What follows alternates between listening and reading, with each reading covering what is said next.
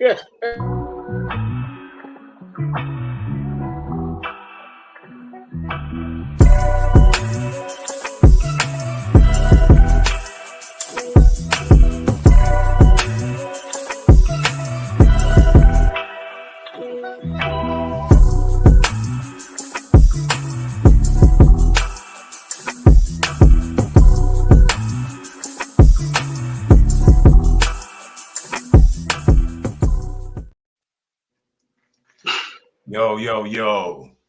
Welcome to another episode of Four Corners Legacy Podcast. I'm your host, Valley Uno.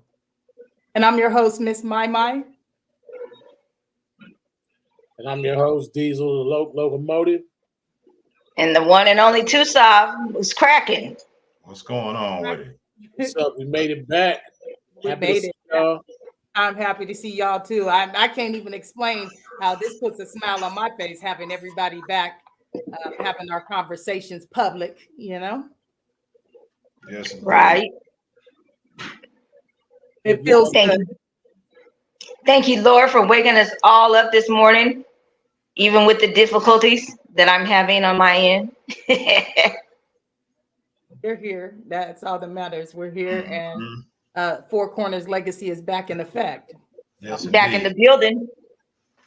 Yeah, so we've been away for a minute, but we still been together. Yes. Yes. It's not on a public level. Right. Yeah. It's gonna always be Fab Four, okay? Mm-hmm. Without a doubt. Forever. Like dodgeball, okay? So how's everybody feeling? Everybody feeling good today? I'm great. Yeah, I'm great. We had talked about it. I've been waiting to get back on. So shit, this is it for me. This is great. Good start to the day, to the week, since Sunday is typically the first day of the week. Exactly. Good start to the week. Mm-hmm.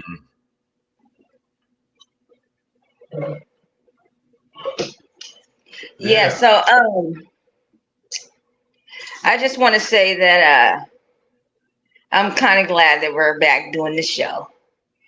I was kind of looking forward to already, huh?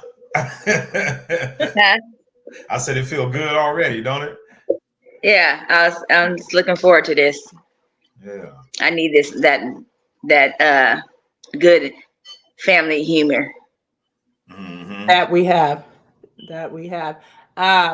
So we were talking a little bit prior in our pregame about saying good morning versus grand rising. And I had heard on the radio that they were saying, slave owners used to say good morning to the slaves in a camouflage style of talking. In other words, it's not really a good morning if you were a slave, but that they used to say it. And so that's why some people choose the word grand rising versus good morning. But it was also brought to my attention by Valley that there's several other countries that use the same term, good morning, just not saying good morning, but in their actual language. Did you want to further conversate about that?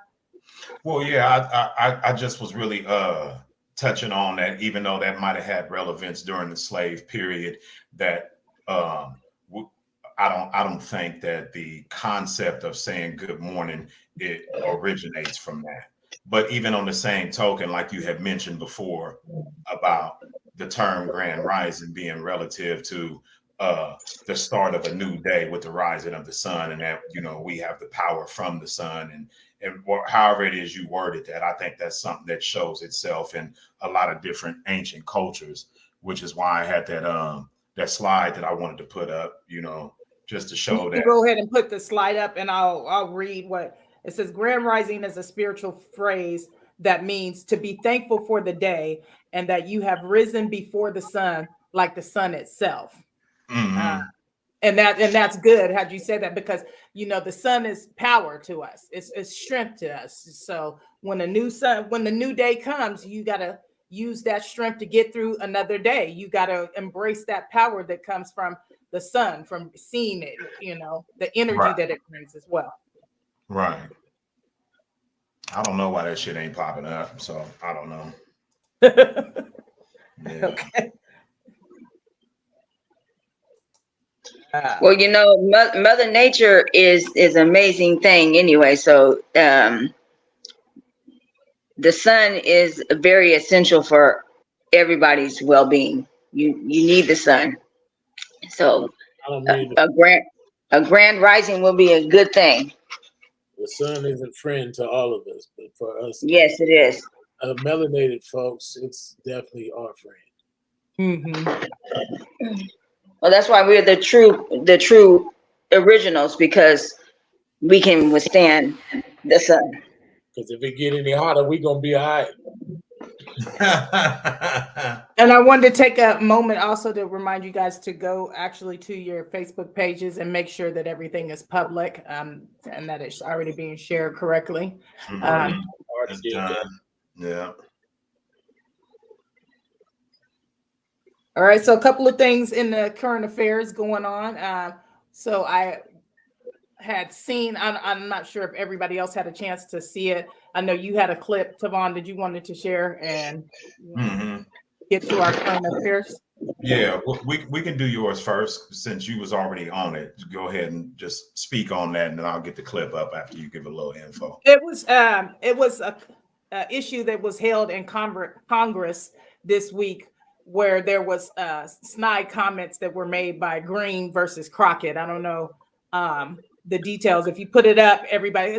She made a comment about the other Black queens having eyelashes, saying maybe her eyelashes were getting in the way from her being able to read, and it's taken as a dig. And so then she came back with bleach blonde, bad built, botched body, and got her all the way together. And it was a lot of people talking about who was really out of term with that, and should that kind of talk be allowed in a Congress meeting? Like, where is all this coming from? You know, that was a dig, saying your eyelashes. Clearly, if the woman couldn't read, she wouldn't be in Congress. She wouldn't be in the position that she was in. So it was just a snide comment.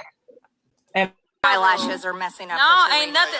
I'm just curious, just to better understand your ruling. If someone on this committee then starts talking about somebody's bleach blonde, bad built butch body, that would not be engaging in personalities, correct? I think you're fake.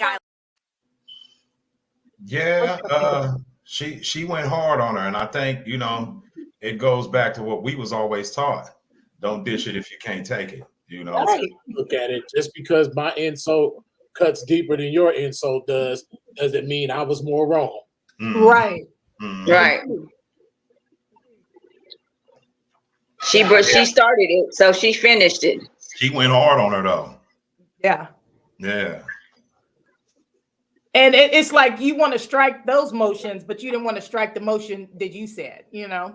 And then people don't be understanding that some other people are already cocked back and ready to go at moment's notice. You know what I'm saying? It's like, I've been not like you anyway. Yeah. Right. So Right. And once you open your mouth and said what you said, now I'm about to go at your ass. It was terror. It was straight terror for her. She couldn't even believe her ears when she heard it. And she was really shocked and appalled. And it's like, what did you think? Oh, you thought you were going to get away with that whole, oh, your eyelashes flapping and you can't get in the way. Come on now. Don't do that. Don't do that. Yeah, it was a bit much. Her wordplay got her together. Okay. You don't want to do that. Don't do that. That's not the first time Jasmine Crockett has been talking, you know, where people have brought attention to her being in the position that she is. She's a very outspoken Black woman. And I'm proud of the sister for getting up there and holding her own. Shout out to the chat. I see we got a couple of comments in here. What's up, Meek? What's up? Hey, what's up, cousin? Yeah. How you doing today? Yeah, so she said she was hella weak when she responded with that laugh from a real healthy place. Yeah, sometimes you need that kind of laugh. Yeah, without a doubt. Yeah. So there was something else that was that I ran across in social media, and I don't know. It was, when I seen it, I wasn't really bothered by it, because to me, I think it was just an expression of youthful excitement you know, in relation to the team. But anyway, it was a young black sister that plays for University of North Carolina, for UNC softball team. And when she made it to base, she kind of, you know, did a little bit of grooving and moving or whatever, you know, in an effort to try to pump up her team and the audience and the whole nine. And there was a lot of backlash for it on social media.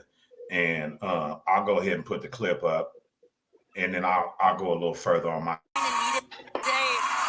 Jordan, and you can see the dance moves. She is firing her team up. This is exactly the energy North Carolina needed today. To Jordan, and you can see the dance moves. She is firing her team up. This is exactly the energy North Carolina needed. So for me, the reason why I wasn't bothered by it at all, because I try to have like a wide range perspective on shit. If you go to an NFL game, if you go to an NBA game, that body movement that you've seen right there is what you're going to regularly see from the cheerleaders associated with those particular sports. So now that we have a female sport, it would be kind of crazy to say that the actual athletes that are female can't move their body in a way that has already been accepted by females that are cheering on other sports. You understand? I agree. I think that that's a good angle that you're coming from with it. I love that you had that in comparison, because I didn't even think about it like that. I just looked at it like a celebration dance. But when you compare it to the movements that the cheerleaders are making, you're right. Then they are out there seeing it. So why would a crowd be so shocked and appalled to see her doing that dance? That it is a bit. It's some. Not racism, but it's color based where this is coming from. That's why they had a problem with it. If you see the comments on that post, it's racist. Yeah, I figured that. Everything on social media, especially Instagram, is extremely racist at this point. Yeah, it was kind of crazy how hard they went on her for, like I said, something that you would see at you know, a basketball game when the cheerleaders is out there, dancers, whatever you want to call them, or on the sideline at a football game when the cheerleaders is doing their thing. And that's from like high school onward for football. Well, the only thing I said, and I took notice too, is particularly in baseball, you don't see that. But that's the only thing I would have to say, is that in baseball, you don't typically see that. Yeah, I understood that point. I agree with that. You don't typically see that in baseball, but you know, I think the thing that for me is baseball. What no matter what the sport is, it's people that are playing it, and if you know, why paint people into a box on how they should or shouldn't behave if the behavior isn't disrespectful, or if it isn't, you know, extremely offensive, then what's the problem, you know? Right. I would like to hear some of the comments that were being actually made in regards to her. Oh yeah, let me go ahead and find that. It was off the chain.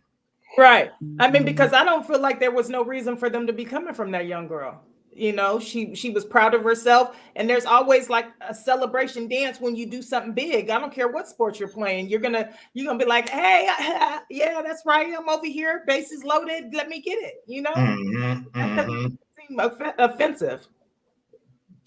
Yeah. Okay, let me see here. I'm trying to go back to it without having to actually play it.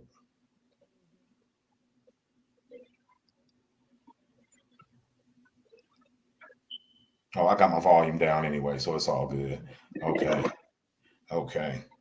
What do you think, sis? Do you think that was derogatory in any way? What's your take? It was, you know, they everybody cheers in when they do something, accomplish something. Even Caucasian people do that. They just don't do it as well as we do.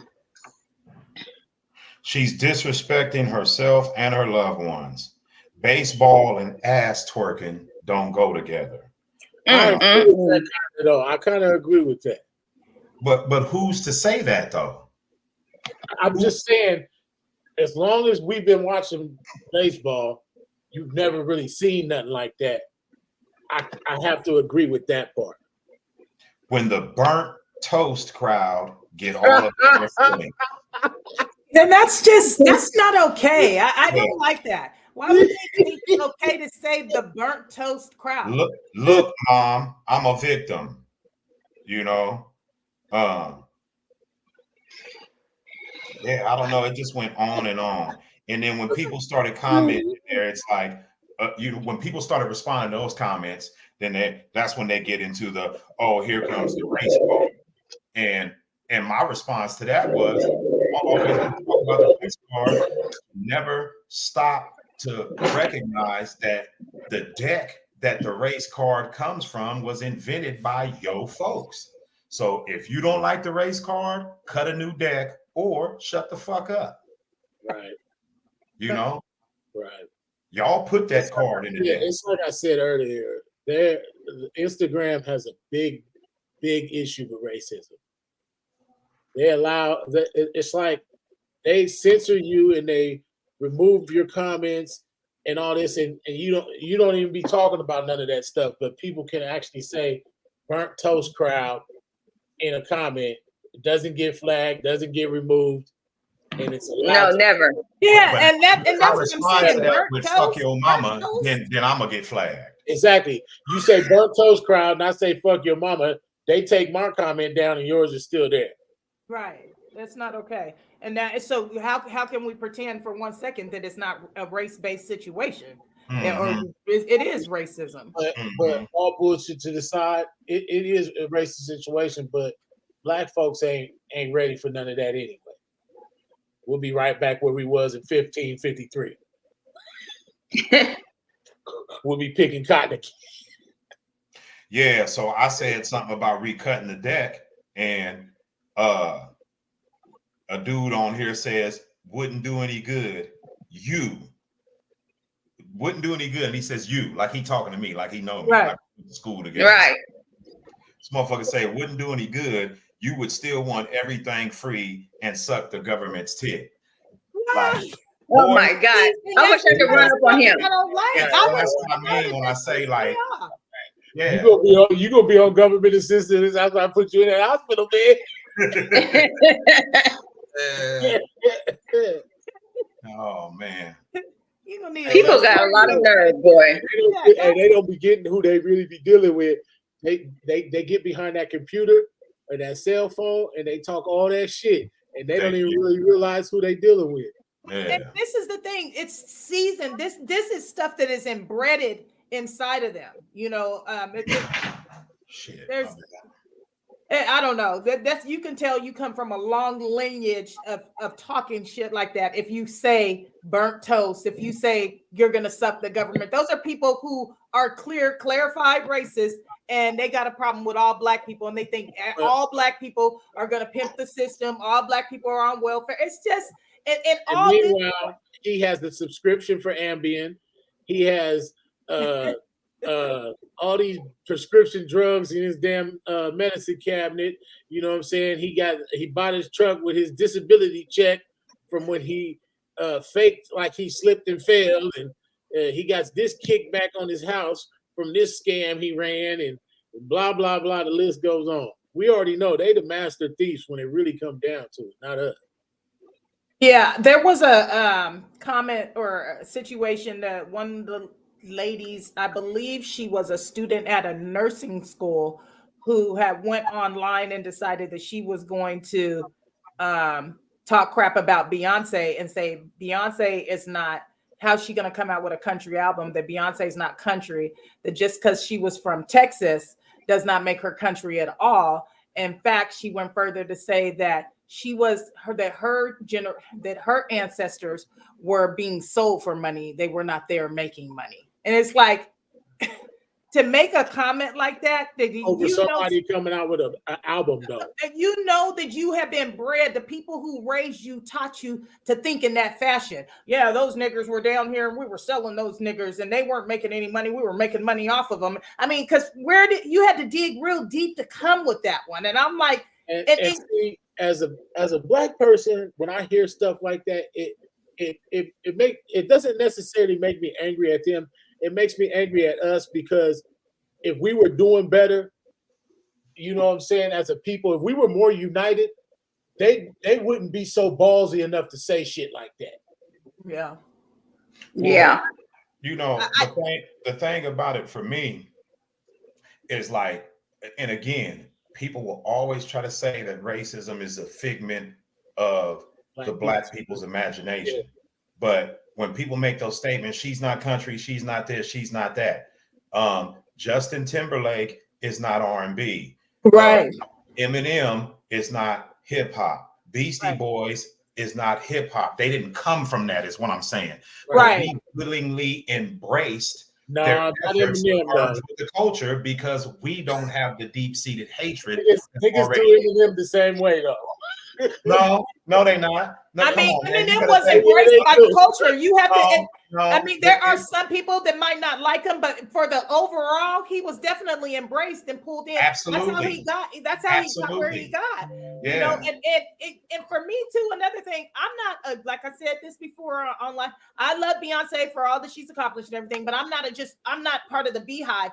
But I have to respect her as an artist, and she can do all different kinds of music. So for the lady to say that, anyway, she was a nursing student. Imagine a person who then graduates and becomes a registered nurse. Your outlook is already that you don't like black people. Now you're supposed to be the person who's saving a black person's life or working in the field that you're. That's how they're everywhere. That's when racism, you know, we got to look at the bigger picture about it. It's not just them not wanting us in the music. We got to go back to the line of work that these people are in and how they treat their jobs and the people on their jobs with that same fashion, with that same thought process in mind. Yeah. No, that's for real. You know, and I think it's something that as long as you're dealing with people, you're never going to get away from it because racism is a people issue. But the biggest part of it is, and I talked about this previously on a different show, that that whole ideology was inserted into the minds of mankind by eugenists who wanted to separate European people from all other nationalities of people. Because prior to that time, people were just known by their nationality. It didn't matter what their quote unquote race was. But in an effort to unify white people as a whole, it separated everything by race. Oh, you're white, you're black, you're Asian, you understand what I'm saying? Like, and that's something that was given to people, and people are so stupid. Let me stop. People are so emotionally driven that they just attach themselves to an ideology and have zero clue of its origins. You know what I mean? What it boils down to is some of them have lives that are harder than ours, and that's where the true hatred comes from, because of how a lot of us have overcome, you know, and got to where we are today as a people. They can't stomach that because it's almost like if you had it's almost like if you were married to somebody and then they divorced you and then you got happily married to somebody else and you never were able to put the pieces back together. You know what I'm saying? And so you're jealous of her marriage or his marriage or whatever because they're moving on with their life and you're not able to. Yeah. You know, but you can't call somebody slaves or say that they're lazy people if they were the ones who built all this shit. You know what I'm saying? Because if you're the one that had people working for you, then clearly you was the lazy motherfucker. Absolutely. Yeah. True. Very true. A lot of good points. Or you can say smart or whatever, but wouldn't nobody stand in front of my motherfucking toes and say it. Right. So. And you know, I think they be wanting us to they just want to whip their ass. Yeah, they be wanting us to do certain things so that to get us in a situation. And that's why I've learned to just, you know, I call them out on their behavior. That's why when dude made that statement, oh, you would still want this, that, and the other, my response was spoken like a true genius. You know, I know how to call you, you know, a rebarb, okay, without having to actually say it. You because to me, if you're a racist, you're right on the border of being completely mentally You're disabled. pretty Like you gotta stupid. be a stupid motherfucker to even Just think like like that. just like Cat Williams said, if you racist, you believe in some of the stupidest shit. Yeah. And that's why I don't condone it from white folks or black folks, though. I'm not one of these hypocritical motherfuckers who will say white folks are racist, white folks this, white folks that, and then niggas spouting a bunch of racism shit. I'll just overlook it. I don't do that. If Right. niggas being racist, I call that shit out too. Mm-hmm. Without a doubt. It can come from both sides. That is true. Without a doubt. Yeah, but I think I think there is still always, because I'm a proponent of self-accountability, and some of the stuff that Dee said falls in line with that, in my opinion. There's always going to be people who think what they think about black folks because of what we just mentioned. They embrace an ideology that was handed to them, and they never actually grow enough brains to find out what it really means. We'll never be able to do away with that, but there is an amount of self-accountability that falls on the shoulders of black people in general. And I think that's why when you selected the topic, I felt like it was a really good one, because that relates to that self-accountability on how we present ourselves to the world. We have no control over how we're perceived, but we have every bit of control of how we present ourselves. You know what I mean? Yeah. Yeah. That is true. Yeah. And I don't mean that in more of a physical sense. I mean how we present ourselves in more of a spiritual sense, a mental sense. You know what I mean? Yeah. So that's why talking about materialism and how it's really impacted the black nuclear family, I felt like that was a worthy topic. When you seen that, do you remember I put the gem on that? Like, yeah, Right. that's at the heart of a lot of shit that needs to be discussed, in my opinion. Right. Which is our topic today, materialistic values and how it's impacting the black nuclear family. Because it's and I mean everybody, we would be a lie to say that everybody doesn't want to be rich and wealthy and have power and influence and all of these things, that America flaunts on us, you know what I'm saying? And so, but at a certain point, it's on a unicorn, Santa Claus, Easter Bunny type level, because even they don't have it like that. All have it like that. It doesn't matter what racial demographic you look at. The majority of them are not rich. Mm-hmm. And the majority of Asians aren't rich. The majority of Mexicans aren't rich. The majority of whites are not rich. The majority of blacks are not rich. Period. It's all the same for each set of people. You know what I'm saying? But for some reason, black people have it made up in our minds that we're all supposed to be rich. And so by thinking like that, we really rob ourselves of if you got half rich, you still did good. You get what I'm saying? Okay. If you've done better than so I think that it goes to the legacy that's laid out. Some people come from poor families. So if one person went to college or one person got a six-figure job or however they did it, then they were richer than the generation before them, right? So now they have a opportunity to provide a better foundation for the ones that come ahead, after them. And it should just continue to grow and grow and grow. But there's something that's stagnating us, because let's be clear, there are a lot more blacks who are in financial positions now than were maybe 70 years ago. But we're not seeing it positively impact the nuclear family. Why is that? But it's because it's because the jobs that they have, somehow we've made it up in our mind that our job market is shorter than the rest of America's job market. You know what I'm saying? We can't be a school teacher or a bus driver or a doctor or a policeman, lawyer, dentist, But we are all those things. But I'm saying, how many? If we was to go get some black kids right now, this is what I'm gonna keep it 100. Fuck it. If we was to go get some black kids right now and ask them what they want to be when they grow up, half of them would want to be LeBron James. The other half will want to be some kind of rapper or some shit like that. You feel what I'm saying? And that's what I mean when I say we're limiting ourselves in the job market because we're stuck on these 2 or 3 jobs.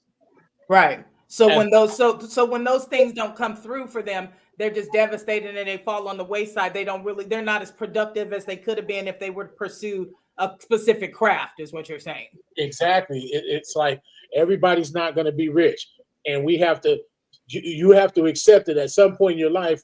You have to be like, okay, I'm not going to be rich. Or either the flip side to that is I'm going to be rich, and then set out a plan on how you plan to obtain those finances. A real clear cut, concise, because it's going to involve you working a 9 to 5. At some point, that's going to have to come into play. But what you do with that money that you're making from a 9 to 5, how you invest it, how you stack it, what you want to build off of that's where it's all going to come. A prime example of that is Rick Ross. Everybody hates on Rick Ross and talk about he used to be a CEO and this and this and this and all that. Look at the nigga now. It don't matter. It was a means to an end. He took whatever jobs he could take. Ain't nothing wrong with being no motherfucking CEO. Ain't nothing wrong with being no motherfucking cop. Ain't nothing wrong with being no you know what I'm saying? Nothing wrong with none of that shit. Right. No, and I agree with you on that. You got a career is a career, and there should be some kids who grow up and say, I want to be a police officer because they want to change the things that are going on in the police department. You know, if you want to be a part of the change, it's going to start. You have to get into those doors and make those necessary changes. So I agree. There should be more black firefighters. There should be more women in Congress. There should be more. We got to put our faces in all these other, more lawyers, more doctors, as you stated, so that we're helping to provide our people with cures that are not based off of pharmaceuticals that are just getting them richer and richer. You know what I mean? Like we can tell each other we can be in places to help and lift us as a community all together. That's why I think like the family setting is so important also, because so when looking at the family circle, I'll share a line that I had in one of my verses where I said, the circles we've been running in got us running around in circles and climbing up on the stage of life, trying to perform without a rehearsal. And the point I was making is that the family unit in our community is not, I don't want to say is not, but is leaving young people as they emerge into the real world unprepared for the journey of life. You know what I mean?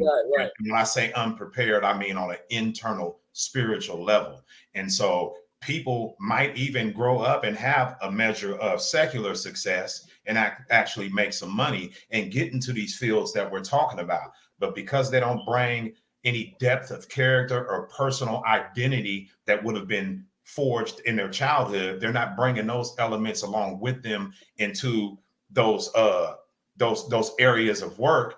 They're not really able to make a real impact because even though they've worked their way in there, they don't really know who they are yet in order to implement their own self ideas into that infrastructure to really affect change. You understand what I'm saying? Like, and all of that shit starts at the family level. It does. And then you got to think also by having more black cops or more black dentists or stuff like that. Who's like, we all know to go to the dentist costs a serious chunk of money these days. You feel what I'm saying? And you got to have all kind of insurances and all kind of shit, or you're going to go broke going to the dentist. Right. You know what I'm saying? So what's wrong with having a black dentist office in the black community? What's wrong with having a black orthopedic surgeon in the community? What's wrong with having a black,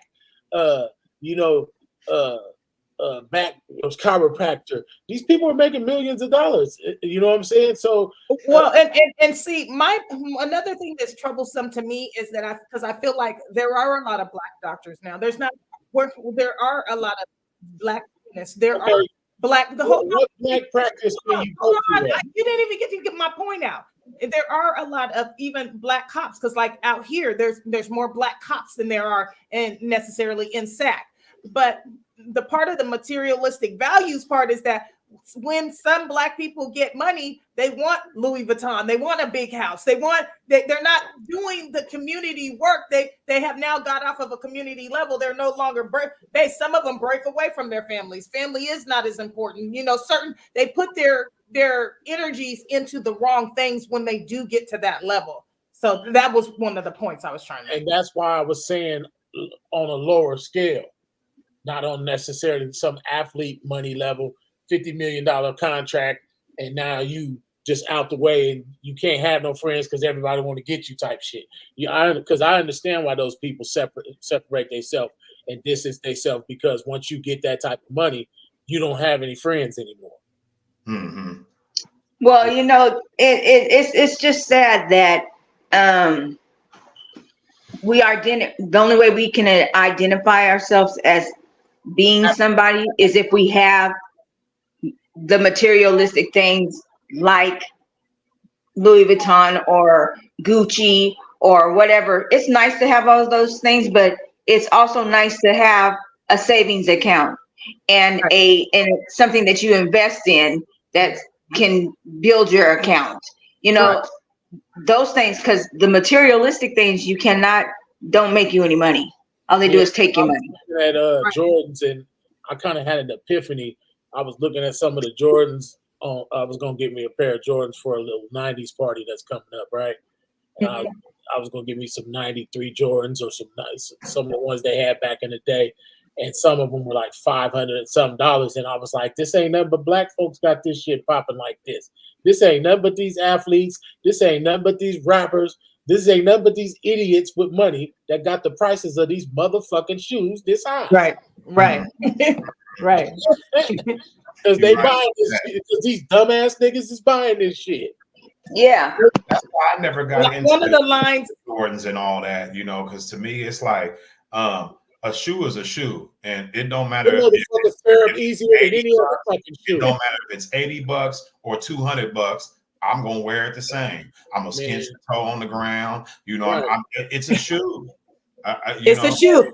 I mean, and I'm not going to say there was a white kid playing basketball in some $5,000 Jordans, and it was on Instagram, and they were talking about playing how he was playing in those shoes, and then somebody white in the comments obviously said, "Imagine playing basketball in some basketball shoes." Because that's all that's really happening. Yeah. And when it comes to stuff like that, realistically, the shoe is really only worth what somebody's willing to pay for it. If they brought the shoe out and said $300 and not a single solitary soul ever bought the shoe, the value's going down because it's only based on what somebody's willing to pay for it. Right. That motherfucker be $19.99 at Ross. Mm-hmm. But what's the problem with wearing some things I do like? If I'm gonna spend a little bit of money, I might like some Michael Kors something. I might have got some Coach stuff. I might like some Dunks, some Nike, something. But everything I own is not driven for me to purchase only. Oh, this is only what I will wear. And the more money that I began to make, I still that part of me hasn't changed. That I am still frugal. I'm still gonna get a Shein card. I'm still gonna get a Fashion Nova card. I don't have to go buy one item from Louis just so that I can go fit in. I can still step into Rainbow and pop out in an outfit and just still get plenty of heads to turn, plenty of attention. If that's what oh, a girl, where you get that from? Because I know how to dress stuff up. So I don't bite into that side, but I do believe that a lot of people who are financially, not even financially free, but have large finances, they do spend money on that. And my question is, are you worried about buying more cars than you are more property? Because to me, buying land, that should be the number one concern, is to buy up as much land as we can get. Well, we just now starting to get on that train as a people. We just now starting to figure that out. But because a stunning statistic is, I think it's 67% of athletes broke after their retirement. Right. So You know, and it's and what else would explain them going broke if you had millions? Right. Well, and there's no financial literacy. There's no, if you came from nothing and here you go, and then you buy that. Why are all basketball players or ballers, football, basketball, whatever sport you're in? Why are all of y'all expected to live in a these tremendous mansions? Like, who needs a home that's really like 10,000 or 30,000 square feet? That's huge. Do you really need that? Right. Do you really need that? And furthermore, who's gonna clean the motherfucker? Well, no, it would be different if you said I went and bought this 30,000 square foot home and I moved my entire family into it. Different, totally. Then it makes sense. But if you just did it to be like, look at me, Cletus, look at me, then you know, like you kind of on some clown shit, you know.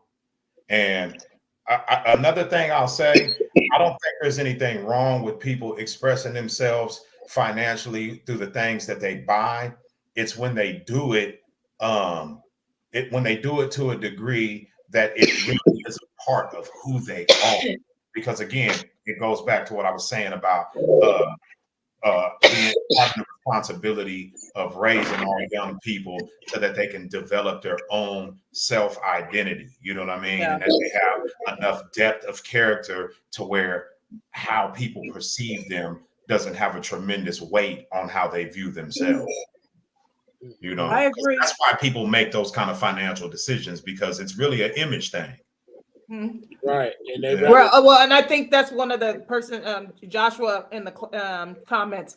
He said, "Peace to the fam. Good to see y'all back. Thank you so much. I'm glad. Welcome back." But he said, "For the clout," laugh out loud. That a lot of people are doing it for clout, and so that need for clout, that need for attention, that's unnecessary. That is based off of people who don't know who they are. So you're searching for attention in that way. Oh. If I show up at the club and I buy all this Cristal and I have this whole booth, and you know, and guys, some of these people are spending $40,000-$50,000 a night at a strip club, at a party, in a booth. I mean, to me, total waste what of money. kind of cloud is that? What is that about? I don't get that. That is a total waste of money. Yeah. I think that's another thing that ties into what we're talking about here, is because to me, that's just an outright lack of maturity. You understand what I'm saying? Like when we're teenagers, it's almost natural to have that kind of that showy display about I can do this, I can do that. It's part of the coming into your own phase. But when you're a grown individual and you wake up and make it a part of your everyday to show the entire world how much money you can waste.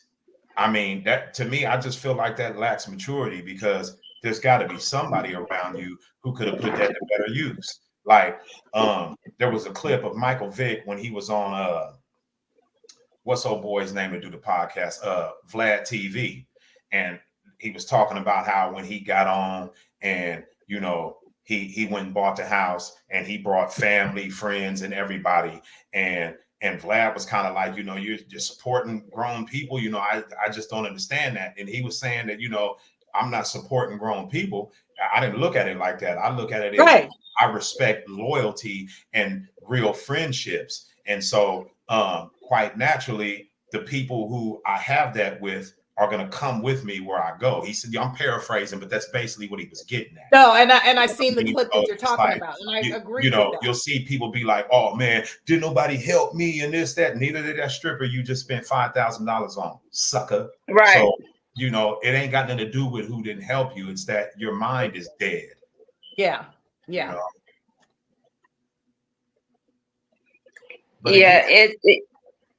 Oh, go ahead. I'm sorry.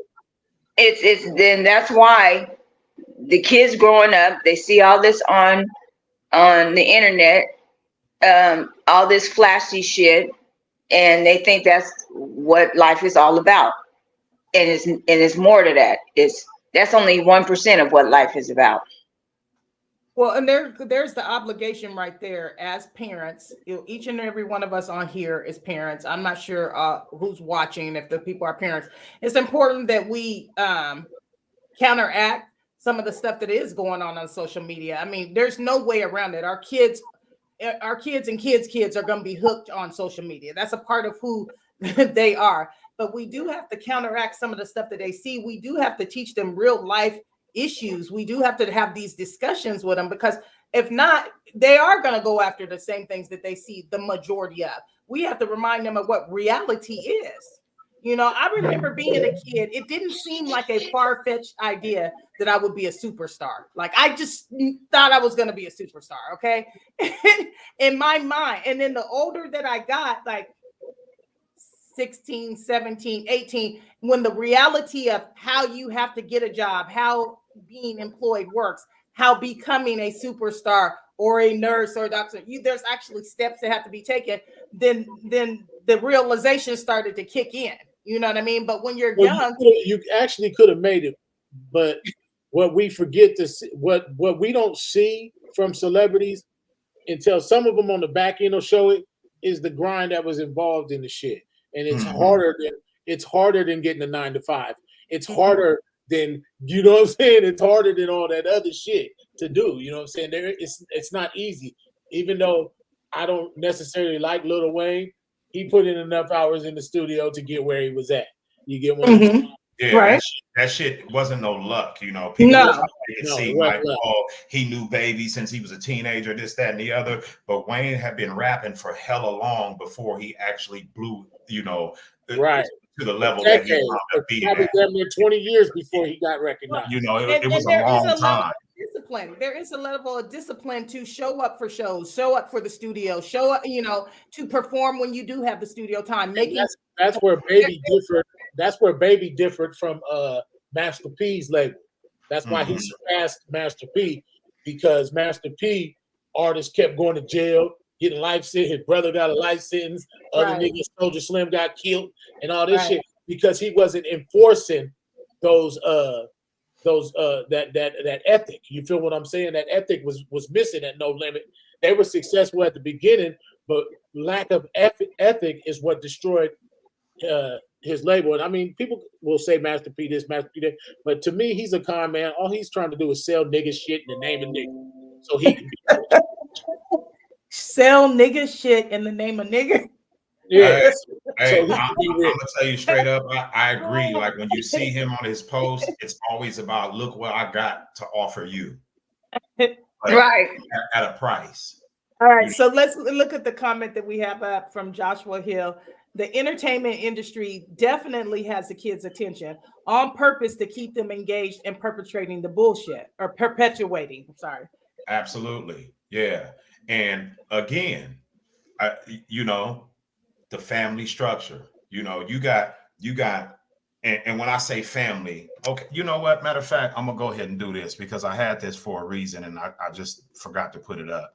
So I'm gonna get this up here in connection with what I'm talking about. So you have the family structure, and to make sure but then again, this shit ain't been working for me. Somebody else might have to pull it up, but we'll see if it's in there or not.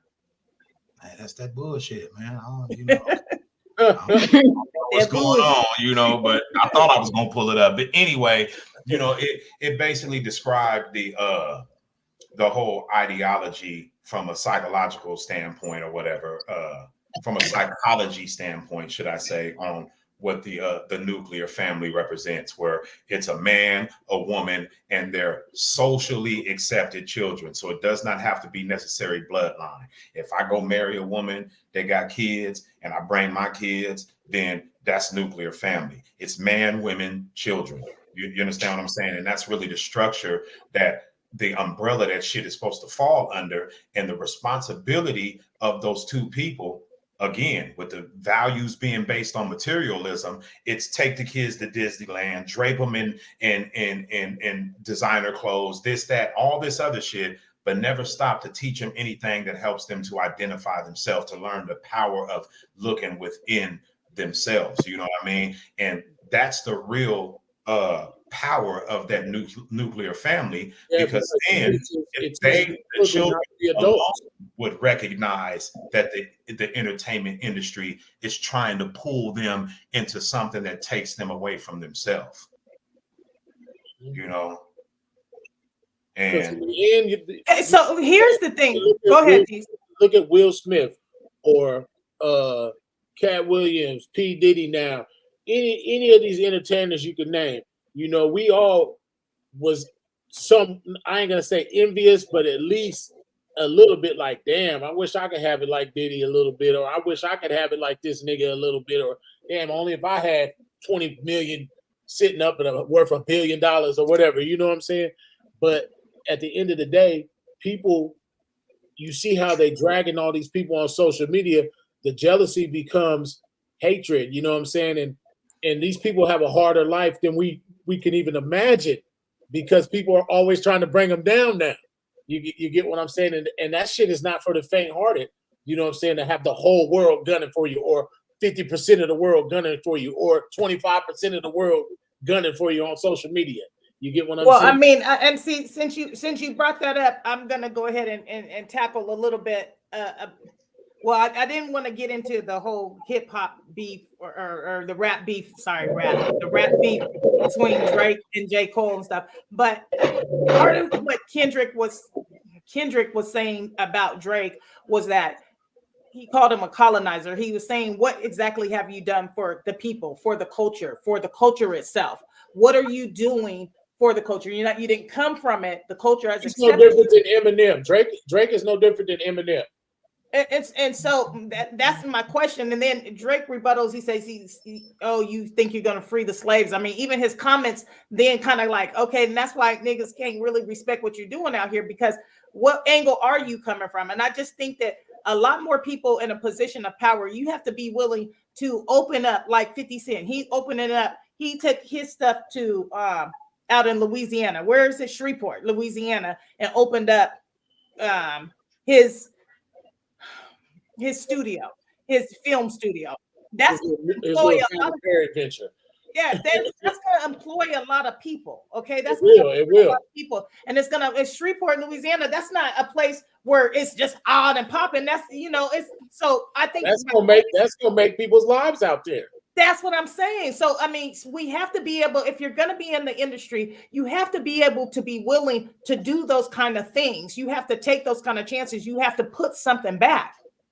But see, that's the thing, though. That's the mindset you would think that somebody has. But when the masses are like, no, you don't have to. All you have to do is provide me with music that really serves as theme music to the fantasy idea that I have of myself. I can drive down the street playing this, and it's the theme music to the gangster nigga I think I am. I can drive down the street playing this, and it's the theme music to the boss baddie bitch that I think I am. That's what I meant when I said motherfuckers' minds are dead. They're not even thinking on the level of what is somebody doing to give back to the community. And when I say that, I'm not talking about all people. I'm just saying that there's a overwhelming percentage of folks who never have the thought processes like what you were just talking about. And those are the people that are feeding into these industry players and making them rich. Right. You see what I mean? I had Kim Kardashian is kind of like that. You know, she made herself a billionaire basically off of a sex tape, having sex with a famous R&B singer. All right. But she's got some good people on her team because she started doing that Innocence Project shit and all that to add depth to her character. But if you were to sit across her in a room, she ain't gonna have shit to talk about. Well, I disagree, because I feel like she's an intelligent person. She's going to law school. I mean, she's come up with several products. That's just because of that thing. She's not necessarily doing that. That's just people putting her name on shit that they was doing, and she's taking the brand. You got to understand. I don't believe that about her. She ain't built no closet space thing. She don't even clean her fucking house. No, but I'm talking about things like Skims, the clothing line, like how she spends time finding out the material. Oh, come on. Damn sure didn't invent that. we have to give the girl credit where credit is due. I'm just saying, like, you really think she invented that shit? It doesn't matter if she actually invented it. If I'm going down the street and somebody catch a flat tire or their car break down and I jump out and help them out, and it turns out that this person is a college student in some area of learning to where he's inventing shit and he has all these ideas, and we sit down and talk and we collectively come together on something we gonna put out. But since you already have like a name and a presence and all this, let's do it under yours. Let's use your name. But on the back end, I'm still listed as a part of the creative process. Right. It doesn't take away from the value of what's being presented. Just because I didn't do it alone means nothing, because I'd rather have a shared victory than a solo defeat. You know what I would like to see is a more of a forum where they're celebrating going to school and making sure that you have good grades and don't promote drugs. Like, I mean, I don't get me wrong, weed is good and all that other kind of stuff, and it's cool, but you shouldn't always, that's not what you should always be trying to promote. And the kids' heads are getting clouded with all these illusions of grandness because they're not in their right state of mind, because it's just they're promoting. So, here's the thing. I'm all for education. I'm all for education, but when I was listening to one of, I don't know if it was something on Slosson Boy or what, one of Nipsey's songs, and he was saying high school, he didn't do it. Okay. So, but he was still a person who accomplished quite a bit, not having a high school education, right? So check this out. Hold on. So I'm just saying that to say he fed his information. You know what I mean? He read books. He continued to gain knowledge. So even if you don't necessarily go to school to learn the knowledge, right, the facts are available for you, that the learning tools are there, but you got to have that discipline and the drive to want to read it, to want to get that information, to be able to apply. But he was also being nurtured by his grandparents or grandmother, his father. He had people who was in his line that was helping him to keep him. And it's like he said, there was no defining quality about him. The only defining quality was the fact that he didn't quit. That's right. Right. And you know, I hear what you're saying, Kasabi, about education, but I actually have more respect for somebody like Nipsey than I would somebody who developed an education through whether it be high school or college or whatever. And the reason why I say that is because Nipsey handpicked all his curriculum.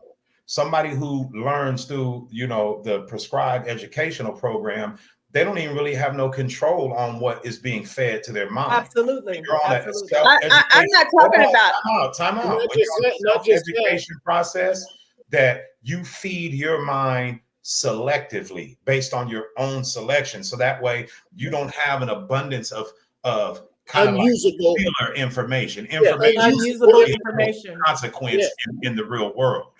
You know. Because that's what the education system will do.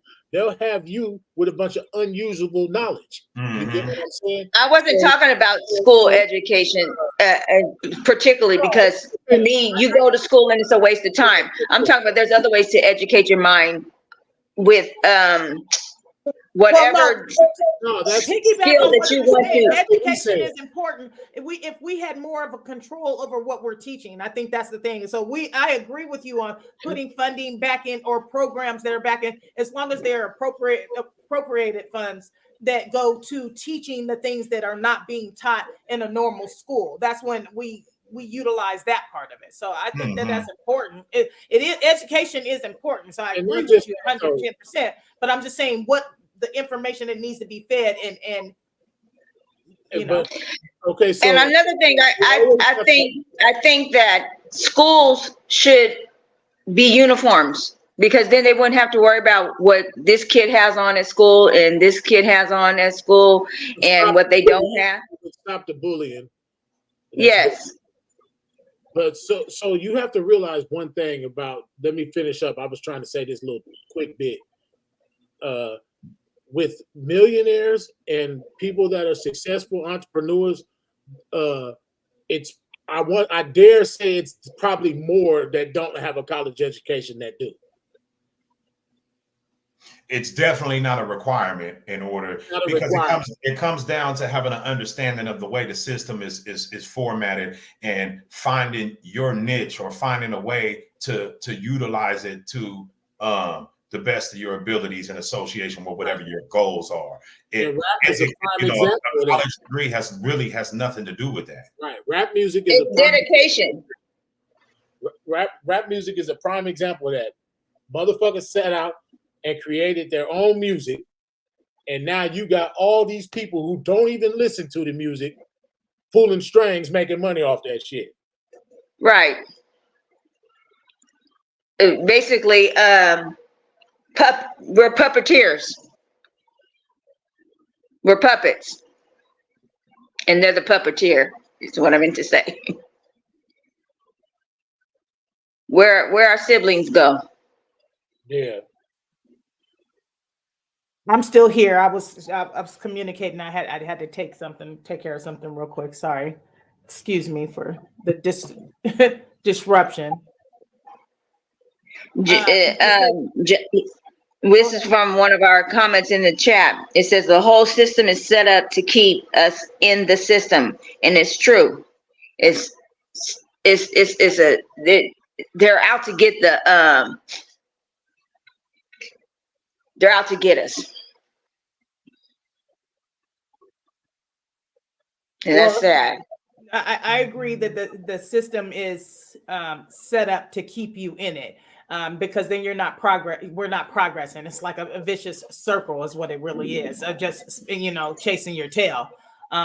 So you have to break out of that. We shouldn't form our own. New systems need to be created and put into place. So tell me this. So what it does start with the family first, and we have to constantly keep telling our family things that we need to do as a family, so that we can spread it to their families, that they eventually will have, or maybe to a friend who's a friend of the family, so they could pass it to their family. But what for someone who may be watching, who might watch this and don't know how to take the first steps to getting that started? Can you repeat that question again? I'm sorry.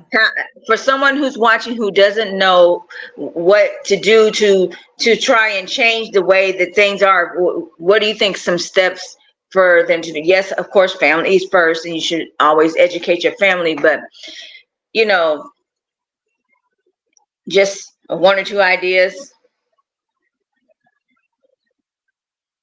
You're muted, Valley.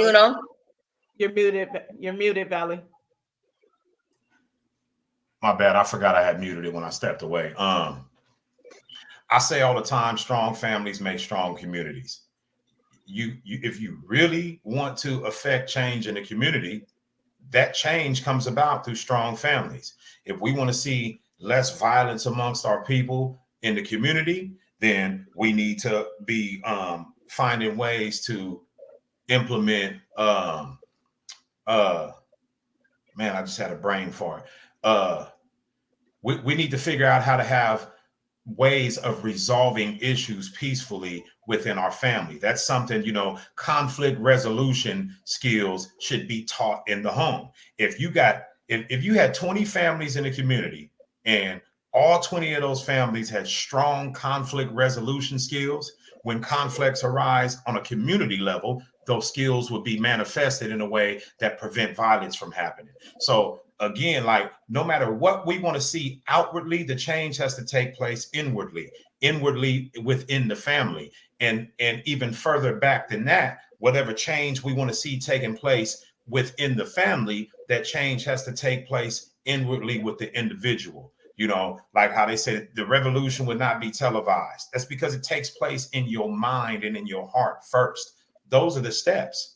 It starts with you, and you have to be confident enough to believe in your own power to be able to affect the way your future plays out. It really is. It's all within your hands. But a lot of us don't. We struggle with finding a way to really know that we have that power. No, but I think that made a lot of sense, especially when you're saying the 20 families in the community. If we practice those problem solving skills, or how we handle problems within the household, how that it does affect how we handle problems out in the street. So that's still our community. So that is that's a great piece of advice, in fact, to start with that point. When you asked to solve on some ways to bring about change, that's an excellent point. I want to respond to this because I was away when I heard y'all talking about it. I'm glad somebody put the question back up there. The statement, the whole system is set up to keep you in the system. So we're talking about the Black nuclear family, but I think that statement applies to everybody, regardless of, nationality, skin color, or whatever you want to call it. Okay. But the reason why it's important for us, because if you look around, I think other quote unquote races of people seem to have a better hold on the measures that are necessary to try to overcome the system or to work the system to the best of their ability. So, we don't want to get looked at like we only give a damn about Black people. It ain't that. We just understand that we got to clean up our own backyard first and foremost. Yeah. I have read something that, that affluent Black African Americans are 50%. Let me put my glasses on. Let me even quit pretending like I can see without it. Are less likely to list savings for retirement as a career goal. Are more likely to be trying to get out of debt. 5 times more likely to plan a financial assist or support parents. 4 times more likely to plan to start a business. More likely to be supporting their family financially, and 45% more likely to say paying day-to-day expenses is a source of financial stress. And 3 times more. I'm sorry, go ahead. This is a census done by some affluent. No. I was trying to get the category of people that this is relative to. Who are you talking about? The affluent Black Americans. Okay. All right. The financial goals for affluent Black African American people reflect the needs of and overcome barriers for growing the wealth compared to the general population of Black African Americans. And I think that's an important thing. Like, when back in 30, 40 years ago, they was be in a forum, and I don't know if it would be at church or in the Bible study or whatever, but it was all congregated together, and it was more trying to benefit everybody. And then when everybody broke off into separatism and caring about themselves, that's where it all just went downhill. I think that we can see that even as an uneducated people back in the day, when maybe we weren't allowed as much education, coming from slavery and stuff, even things like Black Wall Street was able to be founded. We're not an ignorant people. You know what I mean? So I feel like we weren't. We are now. It's sad. I don't want to believe ahead, that. That's the thing. I don't want to believe that we are. I feel like we're not. We have more than our ancestors had, and don't have that though. And that's where we got to try to figure out that where that problem is. Because we have more resources than they could have ever thought about having. And it's because. But we're devoid of the very resource that they had. that the most vital resource that they had that we don't have is solid family structure. It goes right back to the topic. I agree. That just proves how important it is. It is. Because I was talking to one of the twins, and that falls under unity, because that having a strong community, like what community do we really have where a bunch of blacks can go chill and it ain't no gun gonna come out? But see, that was designed purposely. They designed that purpose for that to happen so they could take down the black man and wreck the family. I mean, that's been their agenda from day one. Soon as we became free, okay. That's why this comment was such a good comment, because it talked about to keep them engaged with perpetuating the BS. That shit is so deeply ingrained by the time a person gets to the age of being able to get out in the community and inflict violence. It's not just that people were like, I'm black, I want to do dumb shit. It was by design. But here's the thing. We now know that we have the capability to redesign our whole entire community, ourselves, whatever.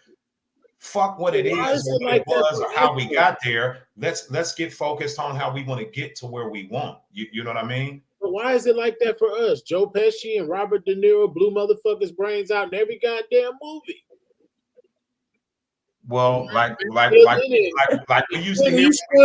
Clint Eastwood. But here it's simple. Like we used to hear when we was kids. When we be out ripping and running and doing shit, and the white kid we was with was doing the same shit we was doing, but the neighbor only knocking at our door. The answer is you can't do what your little white friends do. You can't do it. It doesn't matter that they did it too. Why don't the kids do it? Is what I'm saying. Their role models are blowing everybody fucking brains out on the TV and depicting violence the same way our role models are, but they're not turning out the way we are. Hold on, time out. Let me respond to that, because I know exactly where you're going. That's because you're assuming that those are their role models. They are. No, they're not. And the reason why I know that is because I go through people's Facebook profiles when they're open. And Robert De Niro don't mean nothing. I mean, if that's what you want to think I'm saying, then you can run with that, but that's not what I'm getting at. The point I'm making is this here. When you go through people's Facebook profiles, you see somebody that in a comment that said something, oh, he sounded like he half-assed knew what he was talking about. I'm going to go see his profile. And if it's open, okay, I see this brother right here, you know, he got a strong relationship with his father, his grandfather. He got pictures with his uncles. Like, there's family. There's a reason why his expression sounded different. And it's the same thing when you look at white people, Mexican people. The ones that actually have a real family structure tend to be more well-rounded and level-headed people. You understand what I'm saying? So Robert De Niro and Joe Pesci and them is not their heroes. That's just something they look at for entertainment versus us.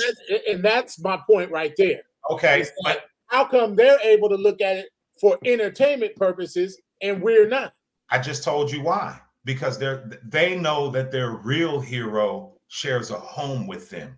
They sit across from their real hero. And they have accountability. They have someone that they have to be accountable for. I want to be just like King Von. They fish shoulder to shoulder with their real hero. You understand what I'm saying? That hero is also an accountability partner for if they do something that's out of pocket. They know that the person that they truly look up would be offended. Oh, I didn't raise you that way. That's not how we brought you up. That's not what we do in this family. So yeah, that of course that's going to make a difference. They have somebody else to look to and answer to. Yeah. If you're not close with your family, who's going to check you, boo? So with black men and black women being where they're at this standstill that has no end, from my view, how is the nuclear family going to ever exist again in our community when we not even going to have that type of shit going on? Well, there's four of us. There's four of us on here. Okay, there's four of us on here, and each of us has children. Multiple, and then when our children have children and their children have children, so really it's like Mama used to always say, charity starts at home. If we deal with the unit that we do have that continues to grow, that continues to build, then that's where we're going to see our personal results. But if our kids don't have a family, then we fail. I think that's something that's a challenge that we have to be faced with. I'm gonna speak for myself on this one, not for myself, but I'm saying based on my circumstances and experience. Obviously the family that I built, we did not survive the test of time throughout the completion of raising the children. You understand what I'm saying? So the family structure in the same household obviously has been divided, but Right. my responsibility as father has never diminished. You understand what I'm saying? There still has to always be that, look, this is who I am, regardless of the fact that things have been separated. My responsibility to you will not ever change. Right. And even And you beyond, can't. even beyond childhood, because there's going to be times in life where you're going through experiences as an adult that I've already experienced. And you might find yourself, look, I need to call up my real hero and see how I'm supposed to deal with this. What would you have done? Matter of fact, if you went through it, what did you do? Exactly. Yeah. So And the whole thing is you cannot say that just because someone is from the streets, or even as you said, a lot not of a whole. they grind harder. Yeah, people are still. Circumstances tend to grind harder than people that had it made. Yeah, I forgot what I was going to say now, so never mind.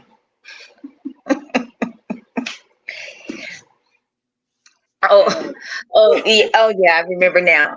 As you were saying, Valley Uno, your family situation didn't stay together through the raising of your kids, but you still, even once you guys separated, you still was putting the right values in your daughter's ears that they needed to hear. And when you felt like they were stepping away from them, you always was there to check them. And I can say the same thing about my children's father. He's a good father to our daughters.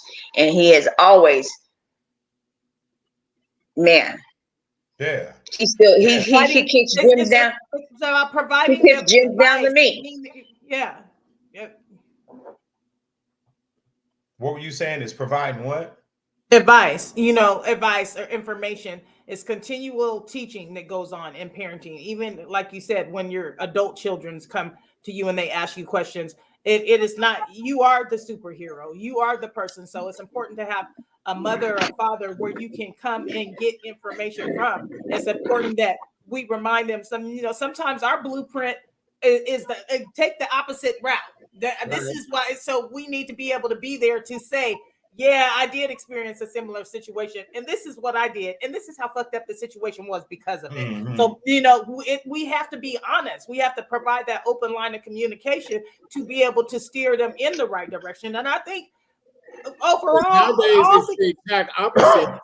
It's like, our relationship didn't work out, so now the kids are collateral damage. Now, basically, fuck you, I don't want you to see my kids because I don't want them around that bitch. Right, that's horrible. That's horrible to the community. I don't want them around that nigga, or fuck you, you know what I'm saying, and this and this and this. And that's because they're immature and they don't have good, they don't, know what's right and wrong. Right.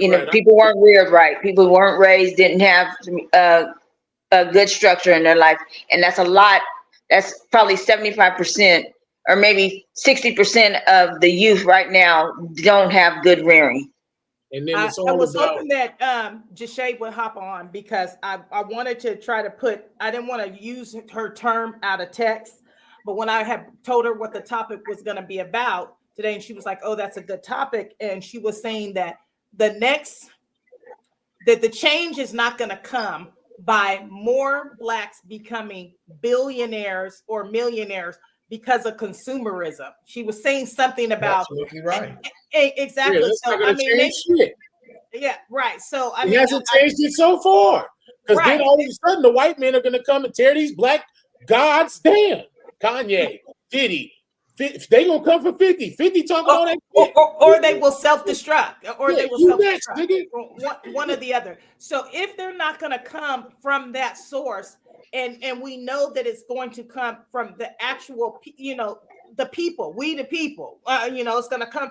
So we have to be that change. And like I said, it starts in our intermediate families and bleeds out, because our kids have friends. Our kids are, we got to teach them. We have to be there to provide an angle other than what they're going to see from the person who they may idol. I love Tupac.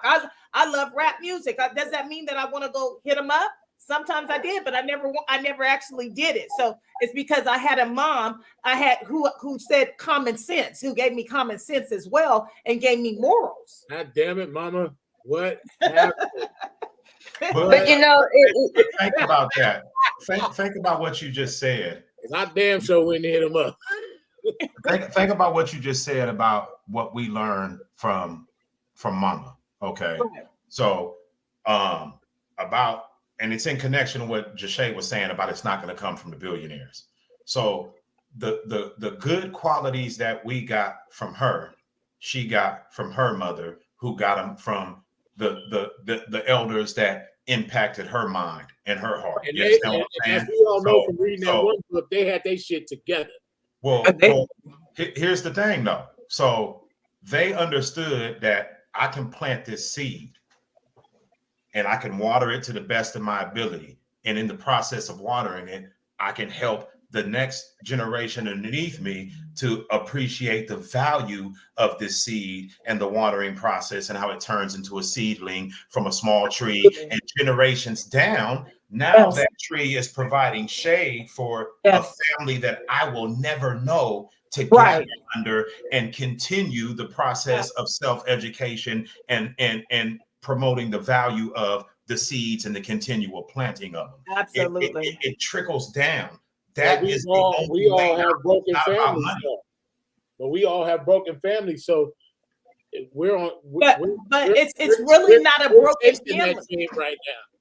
Well, it's not a broken family if we continue to, though. It means that our children can't have children out of wedlock, a pre-broken family, because those situations will never work out.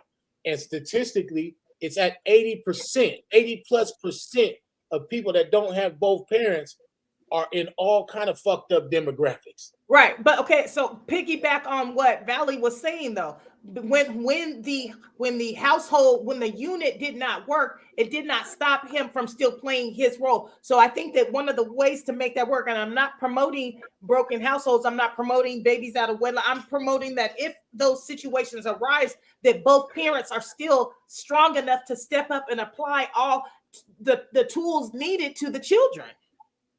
Yes, and they don't have to always be at odds with each other. They could get along collectively and raise their children. It doesn't have to. It's just kids do fail at having a family structure. They'll at least have the co-parenting model to go off of in that failure. Yeah. See, but the whole problem is when it breaks up like that, it's usually they bounce back and forth with each other in their relationship, not in relationship, and then it makes bad blood between the parents, and then that's where it all goes downhill. And the kids are going to choose a side. The reason for that, though, and this is something that most people will never admit, but it's an outright fucking fact. You never really loved that person anyway. Right. You loved the idea of them. You loved how they made you feel. You loved what they did for you. Because if you really loved them, you would be able to still see the value in that person, regardless of the failing, shortcomings, wrongdoings that ultimately spread y'all apart. Because you give that kind of love to your children, your parents, your cousins, people who you actually really love. Yeah, you're able to do that with them. So you can't do it with this person that you share. Your brother or sister $100 you didn't actually love that person. You just said you did. Right.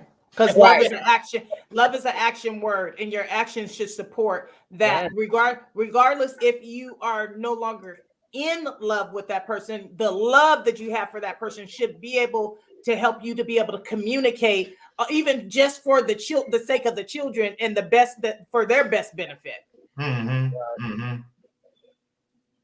I think another thing, because something Diesel mentioned, it can't be overlooked. And again, this is where the materialistic value is an obstacle that needs to be gotten over. Things happen. People have children out of wedlock when they're still young, immature, whatever the case may be. Sometimes the only way to recreate that nuclear family is to, okay, I'm 19, 20 years old. I have a child from a previous boyfriend who, in my youth and inexperience, I really thought I loved this dude and I thought he loved me. Whatever, it didn't work out. But you meet somebody else who also has a kid from a similar set of circumstances. You understand what I'm saying? When the both of you have a true appreciation for the nuclear family, then you will see that person as the vital component to the progression that comes out of that. But far too often it's people, my kids is always going to come first. That's failure at its finest. It's going to come, because how can your kids come first when they are nothing more than a byproduct of the nucleus that you're supposed to be trying to form? Right. You see what I mean? Like, and in the end, the kids are going to leave the nest. The kids are going to leave the nest, and then what? So the kids they're going to leave the nest and start their own nucleus. So how the hell are you saying they should never come first? They should never be the top priority. The family structure, the infrastructure of that household is supposed to be top priority, and your loyalty is to your counterpart of that infrastructure, which is your mate. That's your partner. That's your ace. Because right, and you're, to me, together, your agreed initial love for the children will always shine because they are part of the nucleus, and so that's a win-win situation. If you and your partner working together as a team, as a unit, moving as the heads of the household, moving as the parents, even if you're not in the same house, so moving as the parents with the same goal in mind, is the children will. They don't have to come first because they're going to reap the benefits of that cultivated situation. That when you do it right. Yeah, without a doubt. And I think, like I was saying, I think what gets in the way of that is the mindset that money is the makeover. Oh, right. Well, the end all be all. And then not only that, there's a selfish viewpoint that you see in people that are in the dating world. Well, if I'm going to date a man, he has to pay all the bills. Okay. If you was fresh out of high school, no kids, and you actually love this dude, I might even consider that as a reality. But when you're stepping out of a life that you created far before you even knew this dude existed, and then you think it's the right thing or the appropriate thing to charge him with the responsibility for the life that you already had before he showed up, to me, that's crazy. And it indicates a selfishness that would always be a cancer to the whole progression of the nuclear family. Because you have to look at it like this. Kind of folks. Yeah, you have to look at it like this. Here, it put him in a parallel situation. Here's her and here's him, right?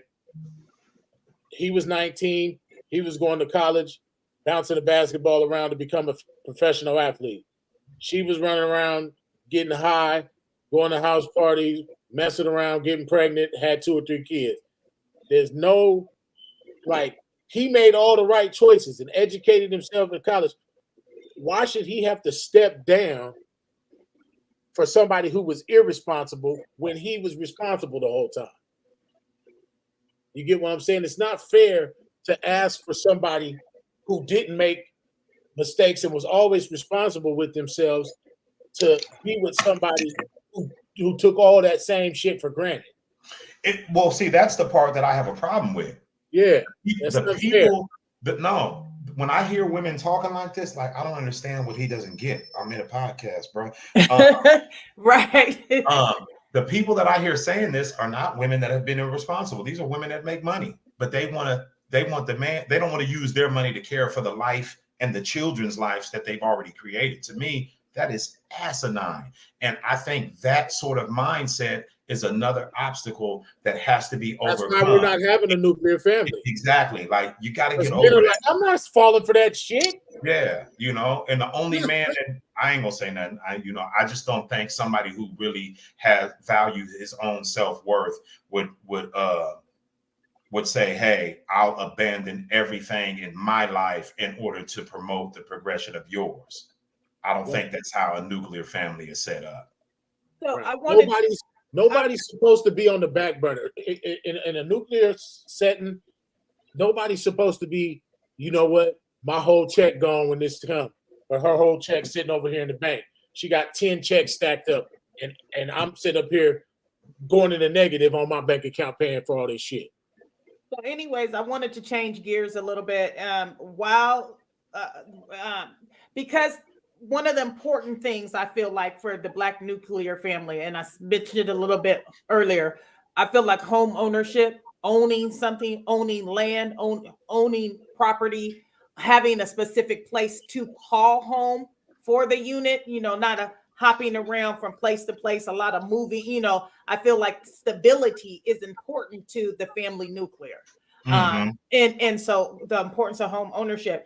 And I was looking this up, and it said, while the U.S. home ownership rate increased 65% in 2021, the rate among Black Americans lags significantly.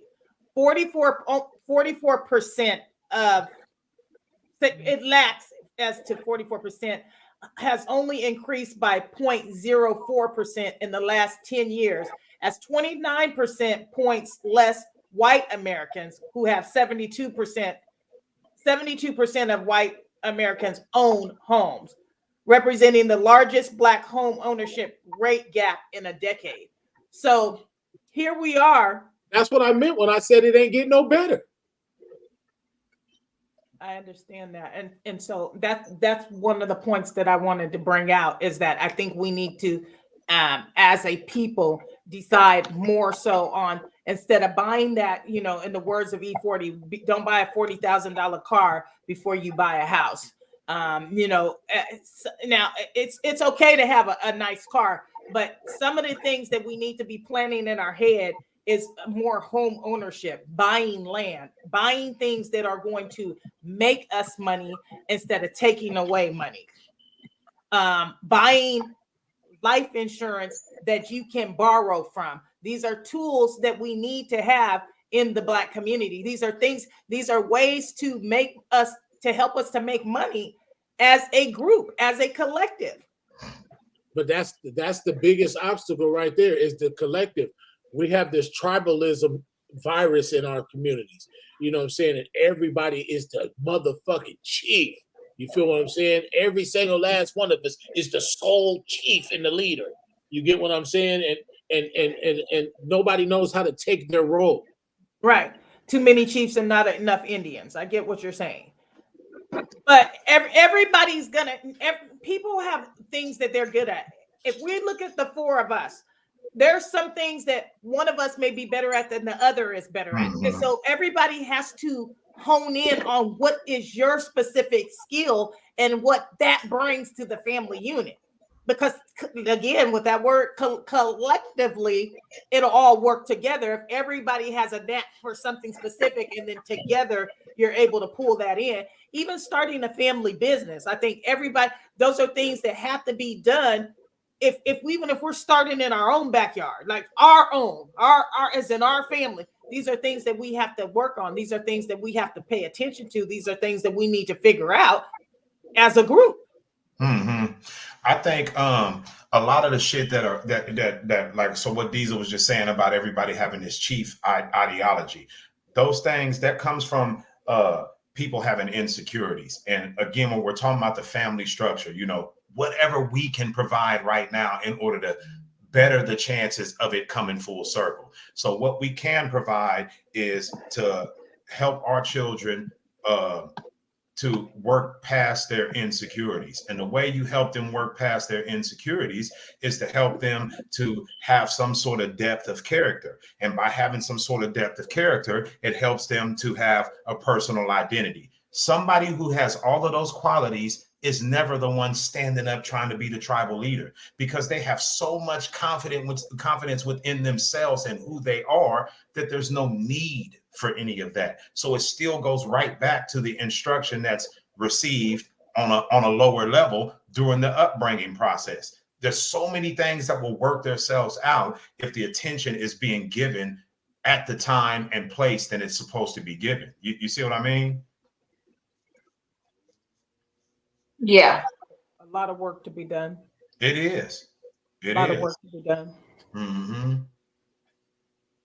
And it's and the messed up part is it realistically has to start on an individual basis. You know, like even when we were talking about the spats that might take place with somebody after they break up or whatever.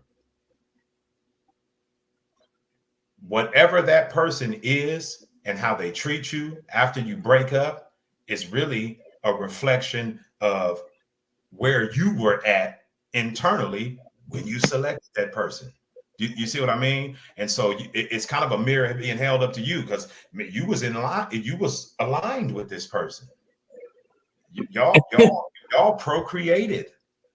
So something about you is identical to whatever it is that you don't like about them. And when that mirror is held up to you through that person's behavior, are you real enough to say, okay, I need to go check me and figure out what the hell had me even in this situation to begin with?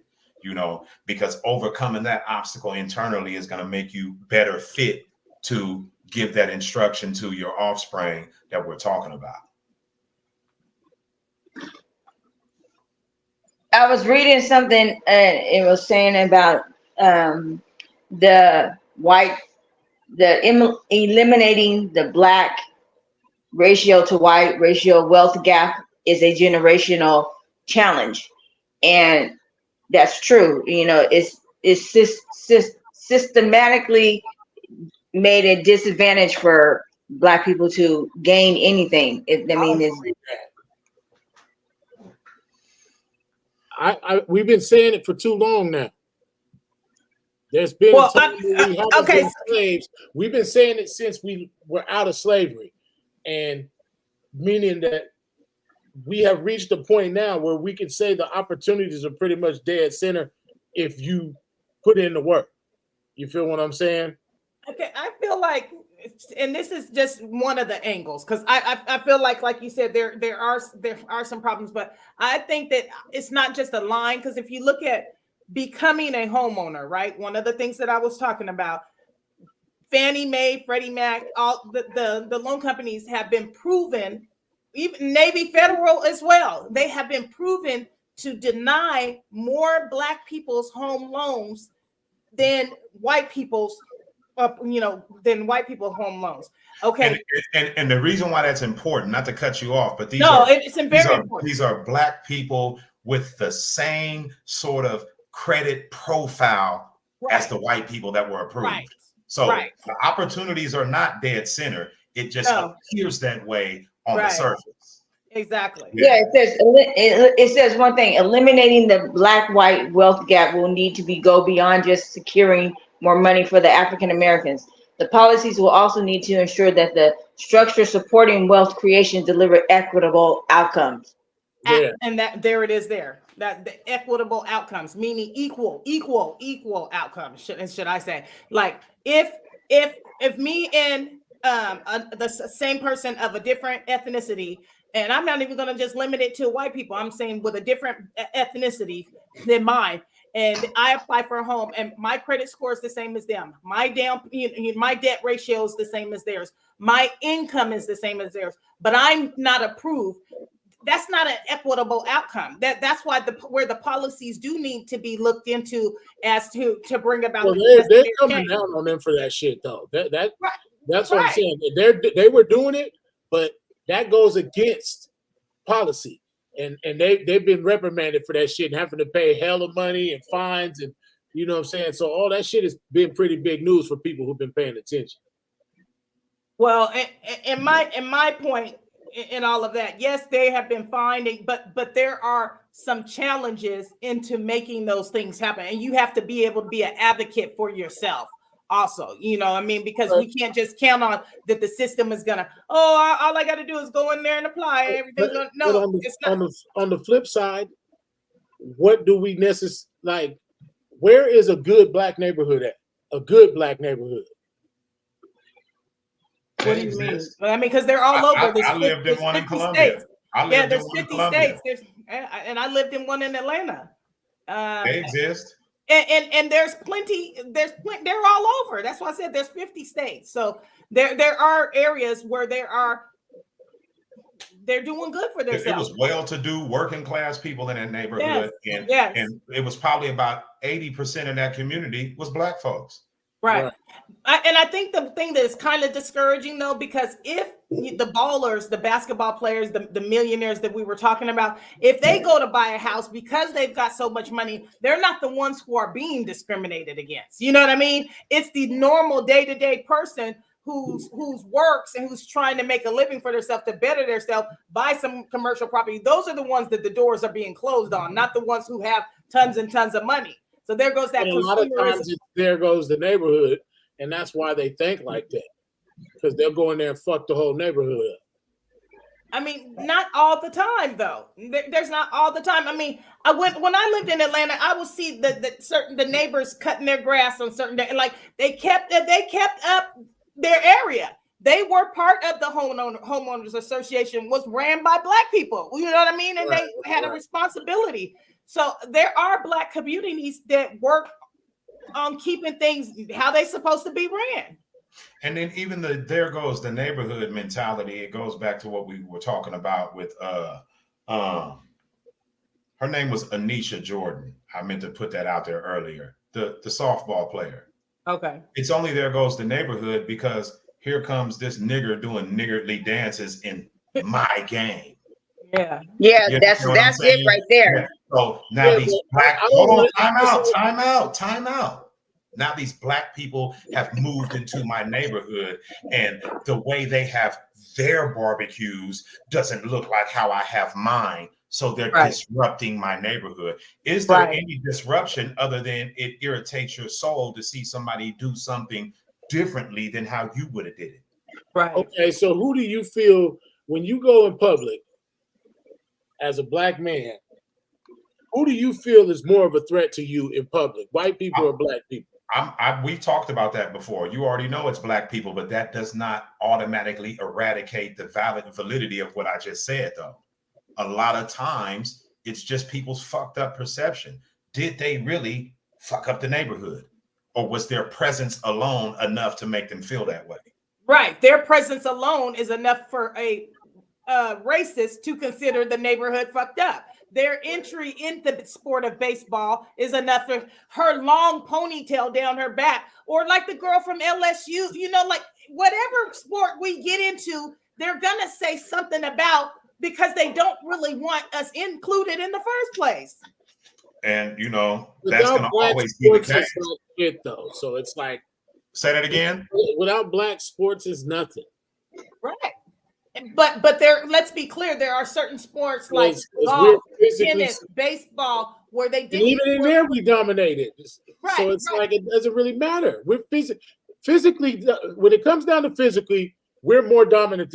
We're the most physical motherfuckers on the planet. Period. Anybody who denies it, fuck yourself. Right. The only sport we haven't got into is hockey. And there's been niggas in hockey that dominate. Like, if niggas gave a fuck about hockey, niggas would go over there and score more goals than any white motherfucker ever did. Right. Well, and even race car driving, they even had the guy. Niggas gave a fuck about NASCAR. Niggas go over there and drive the shit out the motherfucking car. Right. And what happened? They hung a noose in his garage. You know what I mean? But that's a damn shame. It's not like, oh, we're welcome here. Right. And the only thing he did was show up to the sport. He didn't bring nothing bad. It wasn't no, there goes the neighborhood, other than the neighborhood now has some shadow in it. Yeah, they didn't like it. That was the only problem. Well, I think about that all the time, and finding a home and all that shit that I've been doing lately. All that is based in there. I don't want to, I'm scared to be around niggas because I know niggas want to break in my house and take all my shit.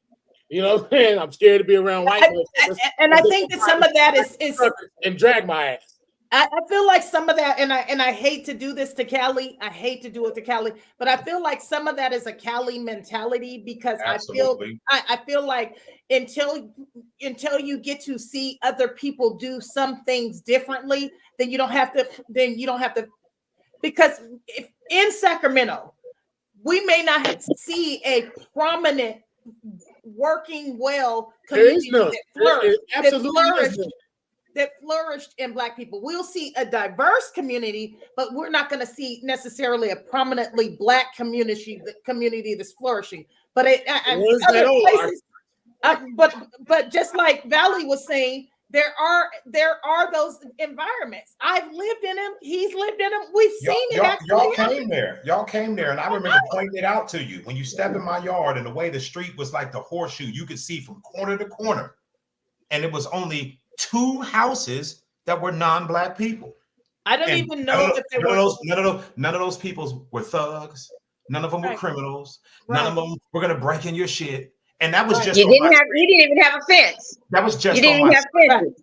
That theme that I'm talking about carried on from one street to the next. So again, it comes down to a person, and that's why when you said you hate to say what you said about Cali, but it is what it is. A person's experience is always going to dictate their viewpoint of the outside world until they experience otherwise. Because if I had never lived in that sort of circumstance, it would have been hard for me to ever see that as a reality.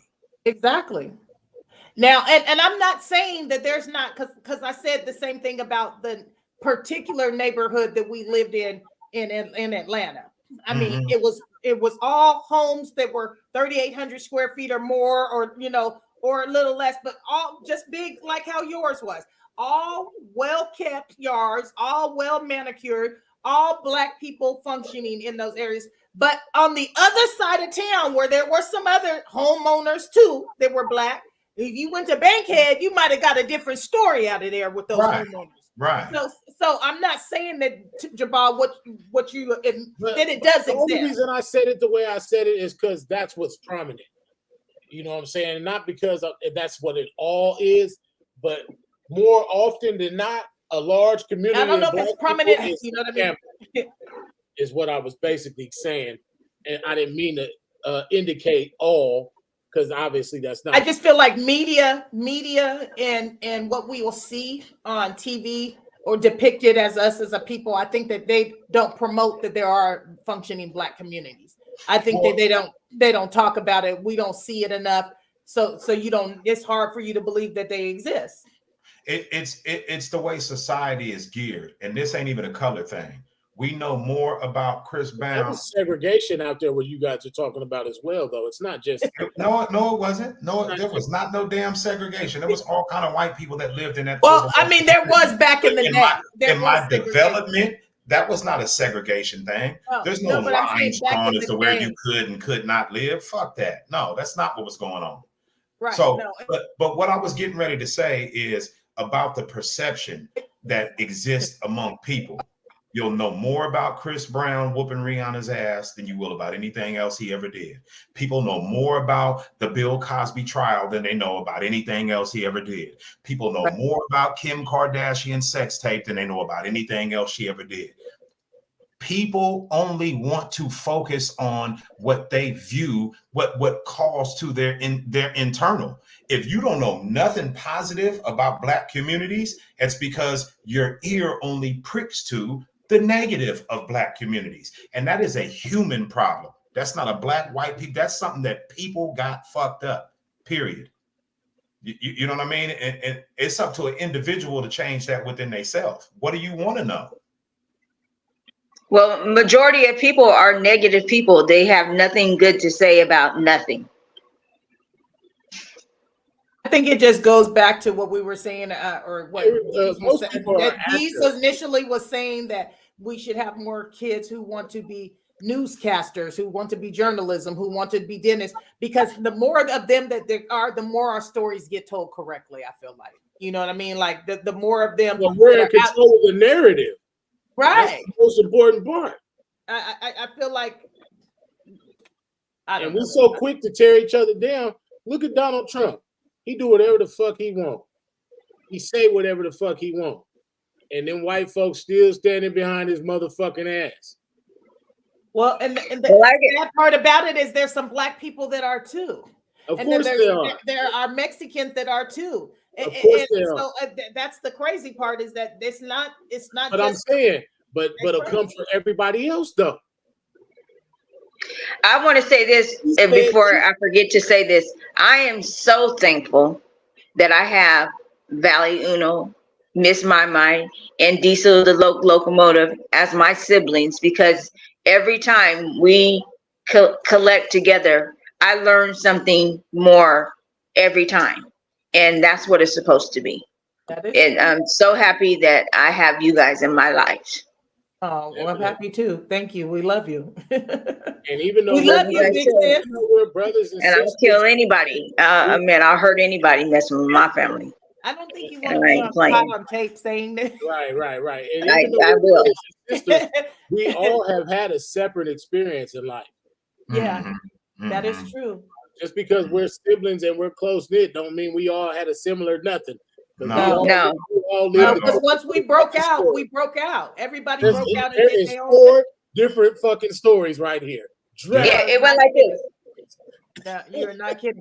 Hey, but it's 4 powerful stories, and you know what? It's actually stories of overcoming, stories of tenacity, stories of we're strong. We're strong. You know what I mean? And Definitely. Individually, each of us have been through the fire, and here we are still able to look at each other. Look, we ain't bad. Look, we ain't and look good. God damn it! You know. Exactly. My feet are still smoking. My feet are still smoking from running on the coals, though.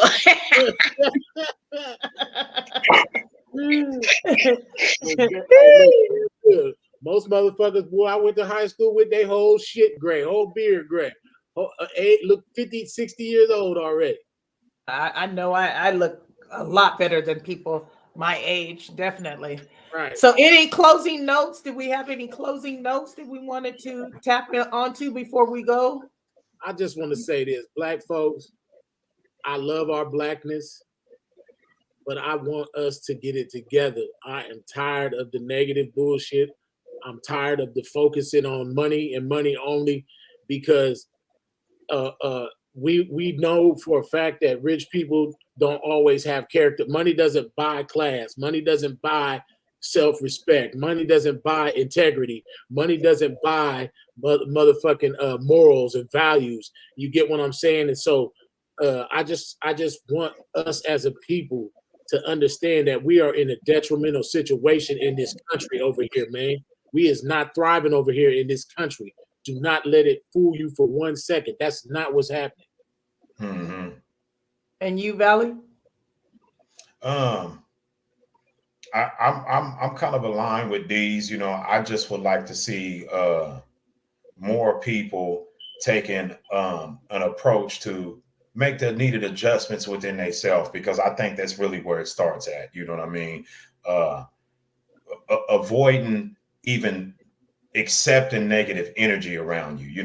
Have so much respect for the sanctity of your personal energy that you don't even allow yourself to entertain other people's negativity, or be in places that root that sort of negativity, or to have negative shit in front of you, because you have to be sharp enough to understand that it's going to impact you, whether it does it on a conscious or subconscious level. Absolutely.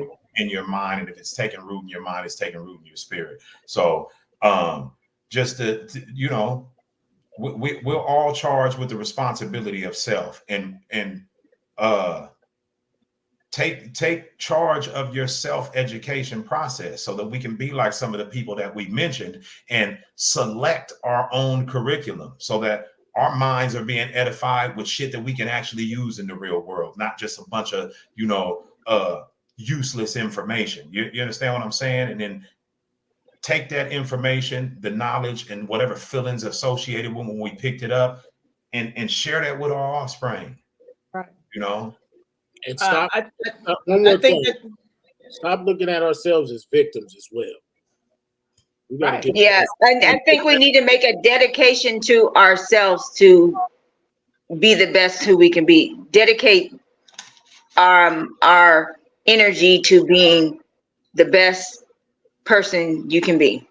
Mhm. One of the things, and it's kind of piggybacking on everything everybody has said, but maybe challenge yourself to do some reading, to look up some information. Anybody who's watching or anybody who may come across this later and see this, you don't have to take our word for it. We don't proclaim to know it all. If you don't believe us, look into a book. Find something out. Educate yourself on your own history, where you come from. Educate yourself on learning more about your inner being, or how to control your mind. You know, the battlefield that goes on in the mind, and how triggering that can be, because sometimes our thoughts are what keeps us as a prisoner. You know, so we have to expand our thoughts. That's very powerful what you just said. Without a doubt. Well, I think it's been a good show, you guys. Absolutely. Yeah, it was good to be It back. was good to get our feet wet, and I think we held it. We did a good job. I'm happy. Yeah, most definitely. So I'm looking forward to the next episode. And for all those that did come and join us today, thank you for your comments and your entirety of the show. Mm-hmm. Yeah, and then another thing for all those who tuned in, feel free to share the video. Just maybe somebody else will click in and tune in next time. But if all of y'all that did tune in, just share it. You know, maybe it'll be 8 people view next time, or maybe it'll be 10 people, or whatever. You know, so just share the video. You know, we're not on here really covering no bullshit topics. We really are. We're all mature adults. You know what I'm saying? And you know, this ain't really. And if you really have something to say, we can put you on and, you know, chime you in and let you get your words in, you know. I think just tune in. Thank you, everybody who joined us today. We voted against the absolutely, yeah. We appreciate everybody who tapped in and gave some sort of interaction in the comments. And even if you didn't say anything, just being there. I mean, thank you for watching. Thank you for watching, and I hope that you learned something from off of our topic today. Yes, indeed. 4 corners, Nick. 4 corners, baby. The Fab 4, and we out. All right, we out of here.